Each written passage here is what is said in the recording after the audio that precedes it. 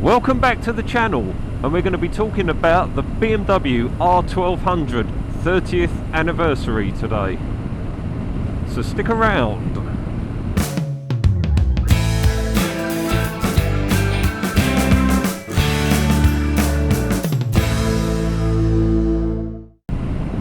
It's been just over a year now since I brought this as my winter runaround, and I thought I'd do a little review just on what it's been like to own for the last year and any problems I've had on it. So first off, as a bike to own, whether it's your winter hack or it's your main bike, I've been really pleased with this. It really fits me well. My size is 6'1", 6'1", inside legs about 32 inches.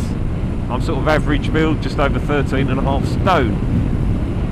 And this fits me really well.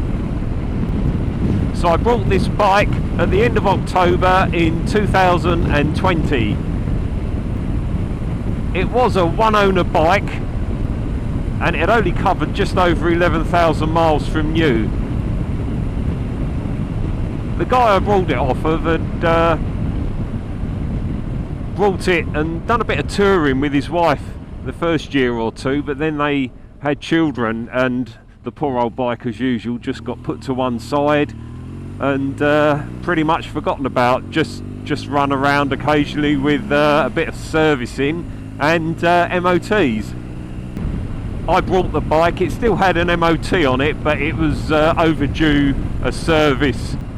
It wanted a new set of tyres as well, so when I brought the bike I gave it a full service, all the fluids changed, spark plugs, air filters, put a pair of new tyres on it. It needed one repair, one of the heated grips wasn't working, so I replaced that, which is very easy on these.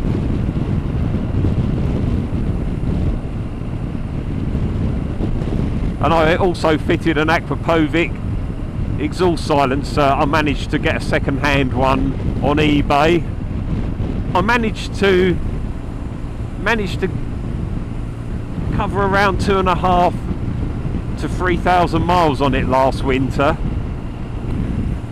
and then I put it away in April, and it's come back out. It didn't actually come back out until the sort of middle end of November this year, as the roads were fairly good and there wasn't any salt, certainly in the area where I live, and it just wasn't worth getting off the old beautiful GS Adventure. So I got it out, we've given it another service, changed the oil, gearbox, diff and brakes again. I don't mind doing that, it doesn't need it, but I don't mind. It's better to do it than not. The only problem I had with it last year, which I can say now, it's the 1st of January 2022. So the only problem that I had with the bike was the speedo sensor stopped working. And when I changed the speedo sensor, I noticed that the diff oil was very white and milky, and last winter, fortunately, the speedo sensor went shortly after I'd ridden this through a flood, and I would like to say that the water went in through the breather on the diff when I rode through some rather deep water. So I flushed the diff out a couple of times and obviously put fresh oil in it. The seals are perfect on it, there's no oil leaks at all around the seals on the differential, so when I changed the oil again at the end of November this year, it was still crystal clear, which is good.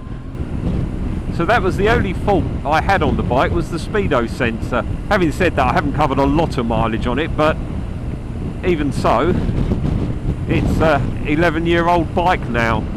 So as far as riding goes, it's a really nice, light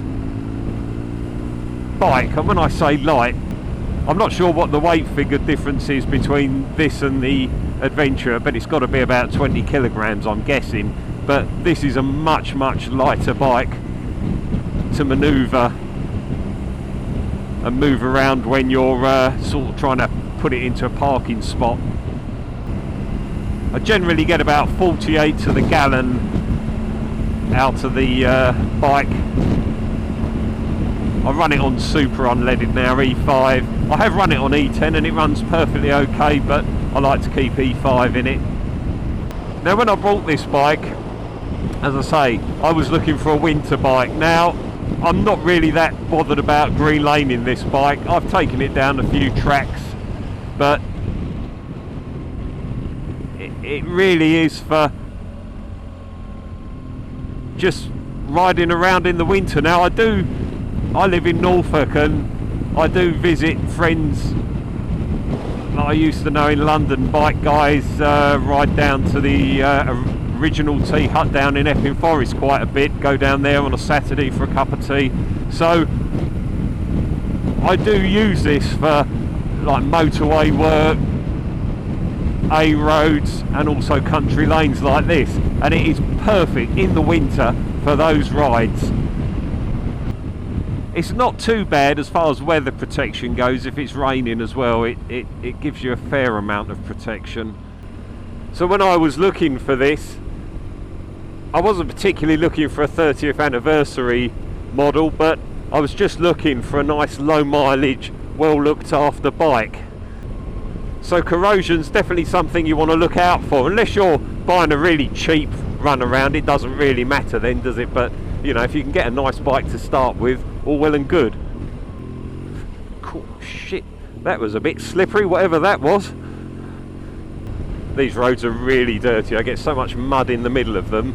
You see, that will teach me to be looking at the time on the bike instead of concentrating on what's on the road. So this bike, 30th anniversary GS, non-ABS model. I didn't want, because the bike was 10 years old when I brought it, I wasn't particularly bothered about getting a bike with ABS on it, just because it's one less thing to worry about. And to be honest, when I first started riding bikes, apart from the K-series BMWs, there wasn't really anything out there with ABS on it. So I've grown up riding bikes without ABS, and although it's okay and it does the job most of the time, it really doesn't bother me not to have it, and it is something that generally goes wrong on older bikes. Other points to look out for these are diff seals leaking, which I wouldn't say it's fairly common, but it does happen. The shafts, the drive shafts on, I think most BMWs, you have to watch them. They don't particularly lubricate the sliding joint on the shafts very well in the factory, and it's worth stripping them down from time to time and just taking them apart, checking for play, seeing if there's any twist in the metal, and lubricating the sliding joint on the shaft. So the overall running expenditure on this bike over the last year hasn't been too bad really. It's really been the cost of 2 full fluid services basically, a set of tyres, a speedo set, and a set of spark plugs and an air filter. So the performance is ample for a bike like this. I really do like these twin cam oil cooled engines on the older GS's. They got quite a bit of go in them, they're quite gutsy. They're pretty reliable engines as well. You should get, you know, good mileage out of one of these engines if you look after it. I would certainly be happy just having this as my only bike. If that was it, it would not be a problem. I'd go anywhere on this bike. It's so comfortable. I'd say this is as comfortable as my Adventure. And they actually don't lose a lot of money through ownership if you look after them and the mileage isn't too high, and even if it is, they do hold on to their value fairly well. See, I just love these bikes for this sort of riding around country lanes.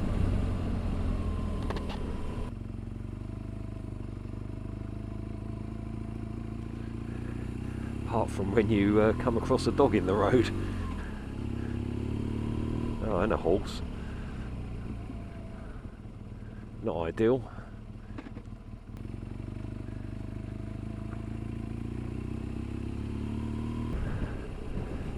We've got them all out today.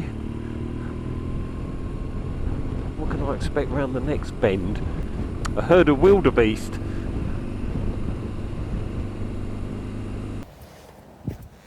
Right, so as you can see, the front wheels are nice and clean. The back wheel's unrecognisable.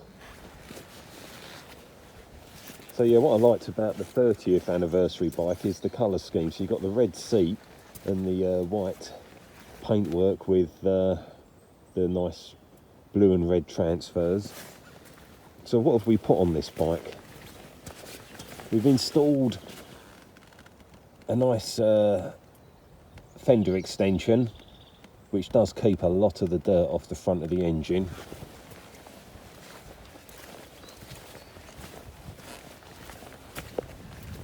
Put the Givey top box and adapter plate on. It's got the Aquapovit exhaust. Oh, we've also put a sat-nav. It's a Touratech sat-nav mount, and then I've managed to acquire a BMW sat-nav holder, and that wires straight in. That just plugs straight into the bike. You can actually see where it plugs in just there. So that's perfect. That very easy to install. It's got some Touratech crash bars that were already on the bike, and Touratech footrests as well.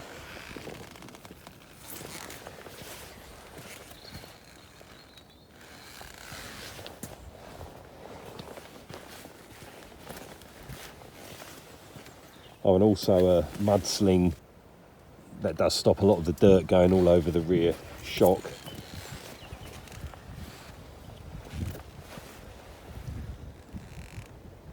And then also a headlamp protector. So that's it. Really nice bike, really pleased with it. So basically the place to look for corrosion on these is pretty much everywhere. The front really gets blasted. Brake calipers and fixings are quite prone to it. Hoses are the hose fittings, so obviously you need to keep an eye on these, because if these rust too badly it'll be an MOT failure. And then all the coating on the engines can start to lift, and then obviously the diff and swing arm is also prone, so just look out for that.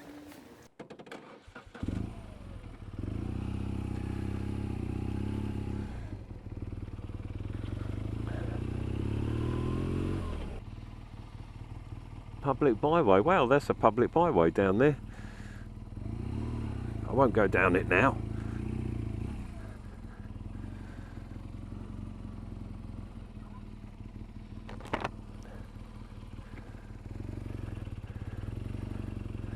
So you can do a bit of off-roading.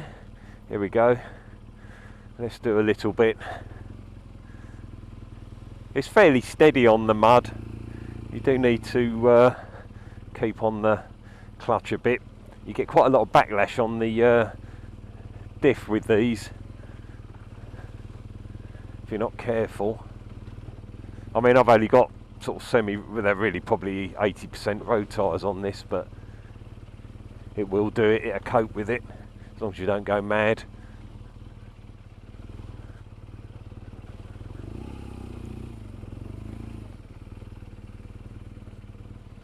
Fortunately, this lane's probably only about a quarter of a mile long.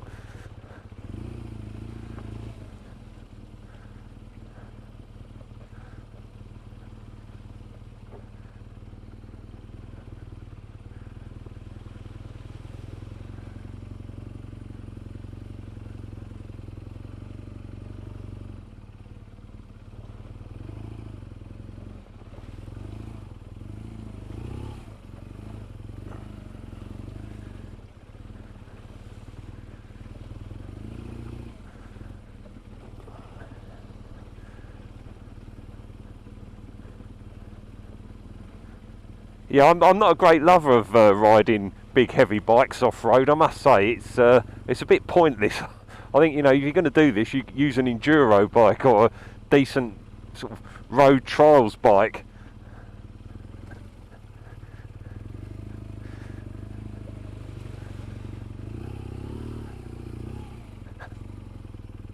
Quite muddy this. I prefer, to be honest, a lot of people don't, but I prefer the sand.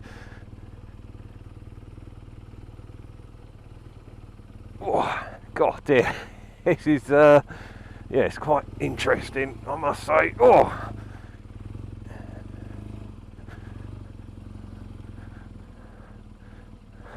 so there we are. You can do a little bit of off-roading with a GS if you so want to, but it's not something I do as a hobby,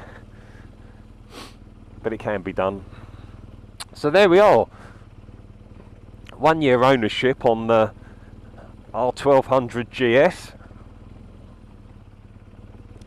I'm really pleased with it, no regrets in buying it. It's been a really good bike, and unlike most winter bikes, I normally keep them for a year, and that's that. Then I sort of sell them in the spring, buy something the next autumn. But this is such a good bike, and I'm going to look after this, apart from when I take it off roading, that I'm just going to keep hold of this for a few more years. And I mean, it only really does probably 3,000, 4,000 miles in the winter, and give it a good clean up, put it away for the summer, and then back on it again. And it's great. It really is a nice bike. So thanks for watching, and please subscribe if you want, leave a like or a tick. We'll see you on the next one.